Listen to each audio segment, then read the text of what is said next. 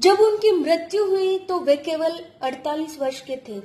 वो एक महान भारतीय राष्ट्रवादी नेता थे जिन्होंने ब्रिटिश शासन के खिलाफ भारत की आजादी के लिए द्वितीय विश्व युद्ध के दौरान बड़ी हिम्मत से लड़ा था।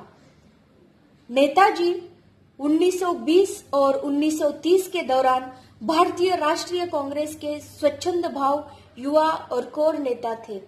वो 1938 में कांग्रेस अध्यक्ष बने, हालांकि 1939 में उन्हें हटा दिया गया था।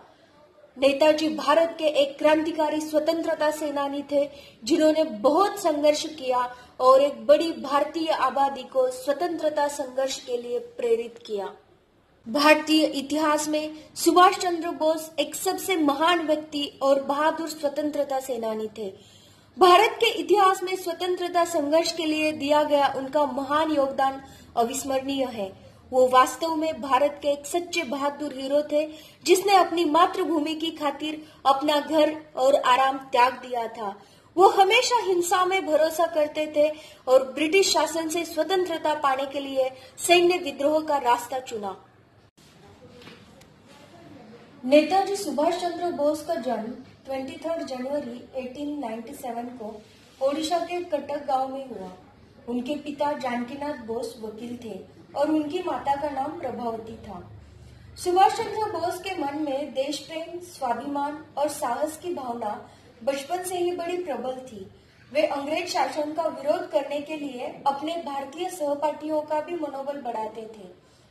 अपनी छोटी आयु में ही सुभाष ने यह जान लिया था कि जब तक सभी भारतवासी एकजुट होकर अंग्रेजों का विरोध नहीं करेंगे, तब तक हमारे देश को उनकी गुलामी से मुक्ति नहीं मिल सकेगी। जहां सुभाष के मन में अंग्रेजों के प्रति तीव्र घृणा थी, वही अपने देशवासियों के प्रति उनके मन में बड़ा प्रेम था। किसी राष्ट्र के लिए स्वाधीनता सर्वोपरि है।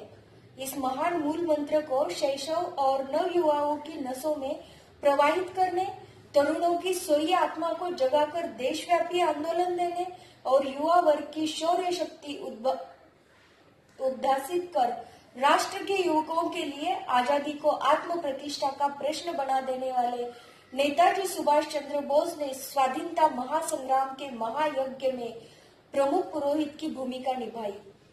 नेताजी ने आत्मविश्वास, भावप्रवणता, कल्पनाशीलता और नव जागरण के बल पर युवाओं में राष्ट्र के प्रति मुक्ति व इतिहास की रचना का मंगल शंखनाद किया। मनुष्य इस संसार में एक निश्चित निहित उद्देश्य की प्राप्ति, किसी संदेश को प्रचारित करने के लिए जन्म लेता है। जिसकी जितनी शक्ति, आकांक्षा और क्षमता है, वह उसी के अनुरूप अपना कार्यक्षेत्र निर्धारित करता है। नेताजी के लिए स्वाधीनता जीवन मरण का प्रश्न बन गया था। बस यही श्रद्धा, यही आत्मविश्वास जिसमें ध्वनित हो, वही व्यक्ति वास्तविक सृजक है। नेताजी ने पूर्ण स्वाधीनता को राष्ट्र के युवकों के सामने एक मिशन के रूप में प्रस्तुत किया। नेताजी ने युवाओं से आह्वान किया कि जो इस मिशन में आस्था रखता है, वह सच्चा भारतवासी है। बस उनके इसी आह्वान पर ध्वजा उठाए आजादी के दीवानों की आजाद हिंद फौज बन गई। उन्होंने अपने भाषण में कहा था, विचार व्यक्ति को कार्य करने के लिए धरातल प्रदान करता है। उन्नतिशील शक्तिशाली जाति और पीढ़ी की उत्पत्ति के लिए हमें बेहतर विचार वाले पथ का अवलंब करना होगा, क्योंकि जब विचार महान, साहसपूर्ण और राष्ट्रीयता से ओतप्रोत होंगे, तभी हमारा संदेश अंतिम व्यक्ति तक पहुंचेगा। आज युवा वर्ग में विचारों की कमी नहीं है, लेकिन इस विचार जगत में क्रांति के लिए एक ऐसे आदर्श को सामने रखना ही होगा जो विद्युत की भांति हमारी शक्ति, आदर्श और कार्य योजना को मूर्त रूप दे सके। नेताजी ने युवाओं में स्वाधीनता का अर्थ केवल राष्ट्रीय बंधन से मुक्ति नहीं, बल्कि आर्थिक समानता, जाति भेद, सामाजिक अविचार का निराकरण, सांप्रदायिक संकीर्णता त्यागने का विचार मंत्र भी दिया। नेताजी के विचार विश्वव्यापी थे। वे समग्र मानव समाज को उदार बनाने के लिए प्रत्येक जाति को विकसित बनाना चाहते थे।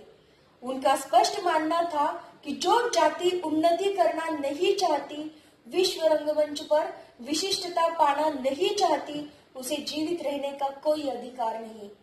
नेताजी की आशा के अनुरूप इस जराजीर्ण होते देश का यौवन लौटने के लिए प्रत्येक व्यक्ति को आज दृढ़ संकल्प लेना होगा। बढ़ते जातिवाद, गिरते मूल्य और टूटती परंपरा, असभ्यताओं को सहेजना होगा। एक व्यापक राष्ट्रीय संगठन की स्थापना करनी होगी। अच्छे और बुरे की प्रचलित धारणा को बदलना होगा।